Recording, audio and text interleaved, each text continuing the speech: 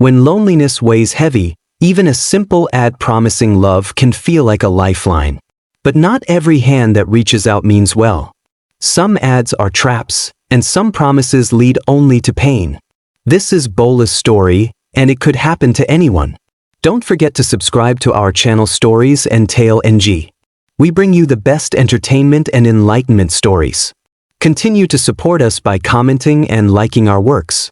Bola tucked her handbag under her arm as she weaved her way through the bustling paths of the Unveiled market. The morning sun had barely risen, but the air was already thick with the aroma of fried akara and the sharp scent of fresh tomatoes. Traders shouted prices from every corner, luring early buyers with promises of good deals. She pulled the scarf tighter around her head, not because of the sun, it was barely 8 a.m., but more to shield herself from the world. In the last few months, Bola had become more withdrawn, blending into crowds like a ghost no one noticed. Since that fateful day, she sat across a stern-faced doctor and heard the letters that would redefine her existence. HIV-Positive. The vibrancy in her spirit had dulled. As she walked past the rows of fruit sellers and textile shops towards her small boutique stall where she sold ladies' clothing, something caught her eye. A colorful poster, slightly flapping in the morning breeze, was stuck awkwardly to an old electric pole near Mama Reese's pepper stall. Bola paused, her eyes narrowing to read the words. Are you living with HIV and looking for love? Serious-minded individuals only. No judgment. No shame. Let's build a future together. Call or WhatsApp 0815 XXXX XXXX. She stared at it, her heart tightening inside her chest. It was as if the universe had placed that poster there just for her. Future. 2 words she had quietly buried since her diagnosis. Friends had drifted away. Suitors had disappeared faster than rain on a Lagos highway. Even in church, where compassion was preached, she saw the side glances, the fake smiles. She looked around quickly, feeling a strange mix of shame and hope burning her cheeks. Pretending to add just her bag, she whipped out her small, battered notepad and scribbled the number quickly before hurrying on. Reaching her stall, Bola unlocked the padlock with trembling fingers and pushed the wooden door open. Her little shop was dim and smelled of fresh fabric and dust. She set to work mechanically, dusting off shelves, arranging new arrivals, greeting familiar customers with a hollow cheerfulness. But her mind wasn't in it today. It lingered on that poster. The rest of the day blurred past in a sluggish crawl. Even as customers bargained and fellow traders laughed and gossiped, Bola's thoughts kept circling back. Could someone really love her, knowing her status? Could she dare to hope again? By the time she packed up at 6 p.m., the market was winding down, the streets softer under the golden sunset. Bola walked home quickly, a one-room apartment she rented at the back of a compound, her heart racing with a mixture of excitement and fear. After eating a small plate of rice and stew, she sat on the edge of her bed, her phone clutched tightly in her hand. The number stared back at her from the notepad. Should I? She whispered to the quiet room. Should I even try? Another long pause. Then, steeling herself with a deep breath, Bola dialed the number. It rang once, twice, 3 times. Then a man's voice, smooth and confident, answered. So, you're calling about the advert? Bola's voice trembled slightly as she answered, yes. My name is Bola. I saw your poster at Unveiled market. Bola, the voice said warmly. You have just made the best decision of your life. The line crackled slightly, but Bola could hear the smile in his voice.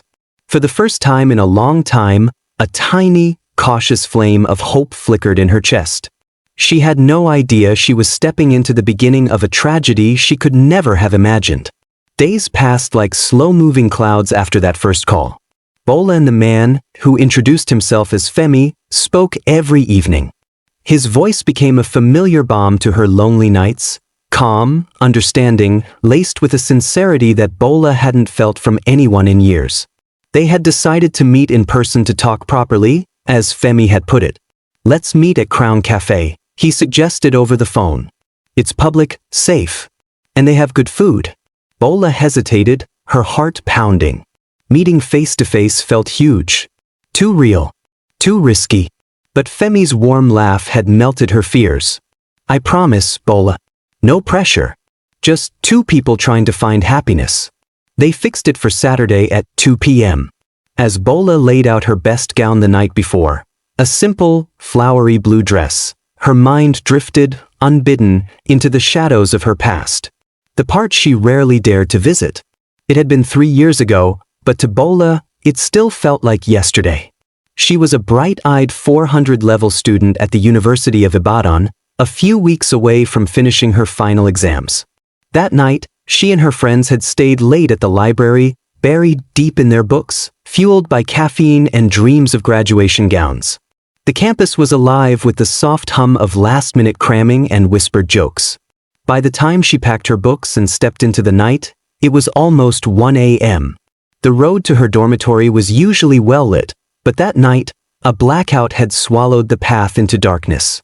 Still, Bola had walked the familiar trail confidently, clutching her books to her chest, her mind already wandering to her exam paper the next morning. Then it happened. From the silence, they sprang. 3 figures, faces hidden behind masks, emerged from the shadows like demons. She didn't even have time to scream. Rough hands grabbed her, pulling her books to the ground, muffling her mouth. She fought, kicking, clawing, but their strength overpowered her. The cold hardness of the ground against her back. The weight of them pinning her down.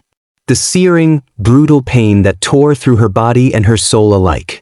When it was over, they left her there, broken, like discarded trash.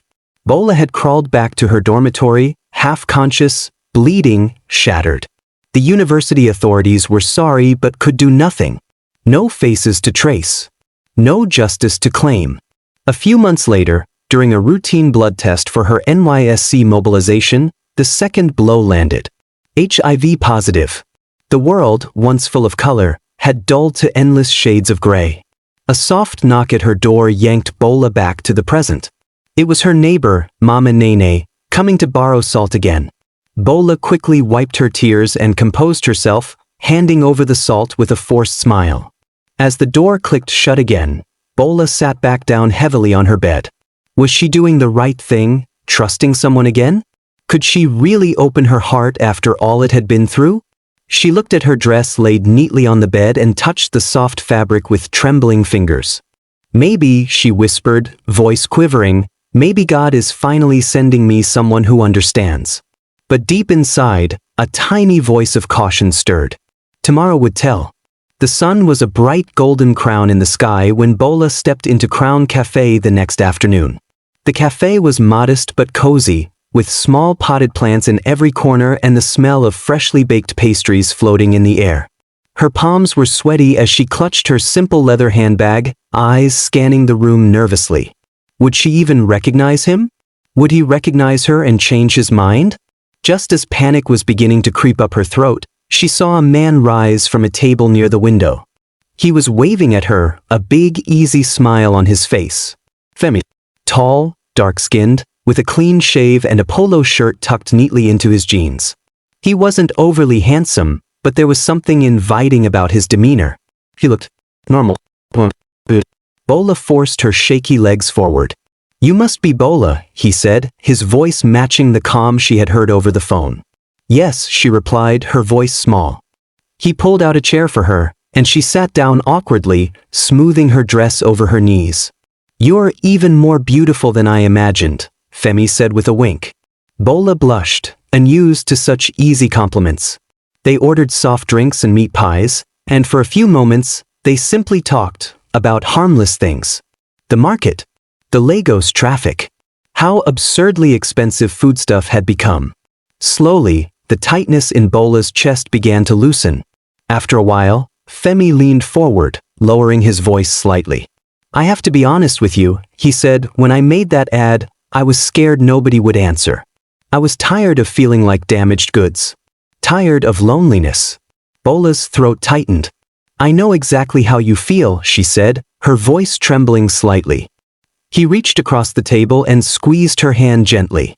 "In this world, Bola, it's only people like us who understand what true love should be. No secrets. No judgments. Just hearts." Her eyes stung with tears she refused to shed in public. For the first time in years, she didn't feel like a ghost. She felt seen. They spent 2 hours talking, laughing even, as if they had known each other for much longer. Femi spoke about how he had been diagnosed 2 years ago after a blood transfusion during a surgery. He said he had no wife, no girlfriend, no kids. Just a small electronics business he was managing on the island. "We deserve happiness too, Bola," he said as they stood outside the cafe afterwards. "Let's not waste time." "Waste time?" she asked, smiling nervously. He grinned. "I mean it. I'm serious. Let's build something real. You and me." The words sounded like music to Bola's ears, though fear flickered somewhere deep inside. It was too fast. Too perfect. But after years of emptiness, she didn't want to be the voice that said no. Femi pulled out his phone and said, "Tomorrow, I'll take you somewhere nice. Somewhere peaceful. We'll talk more seriously. Bring a change of clothes. It's a surprise." Bola smiled shyly. As he walked away, giving her one last wave, Bola stood frozen for a moment, her heart hammering. For the first time in a very long time, she allowed herself to dream again. Maybe, just maybe, her story could still have a happy ending. But just beyond the edges of her hope, something darker was already waiting. The next morning, Bola woke up before dawn, her heart fluttering with nervous excitement. She spent more time than usual choosing what to wear, finally settling on a pair of dark jeans and a light green blouse. Simple but nice. In her small mirror, she applied a little lipstick, pausing to stare at herself. For once, her reflection didn't look sad or hollow. Today, she looked like a woman daring to hope. Femi called exactly at 8 a.m. "I'm waiting outside your market," he said. His voice was light, cheerful. Bola locked up her little flat and hurried down the street, finding him leaning casually against a silver Toyota Corolla. The car was clean but not flashy, just like Femi himself. "You look amazing," he said as she approached, opening the door for her. "Thank you," Bola said, cheeks warming.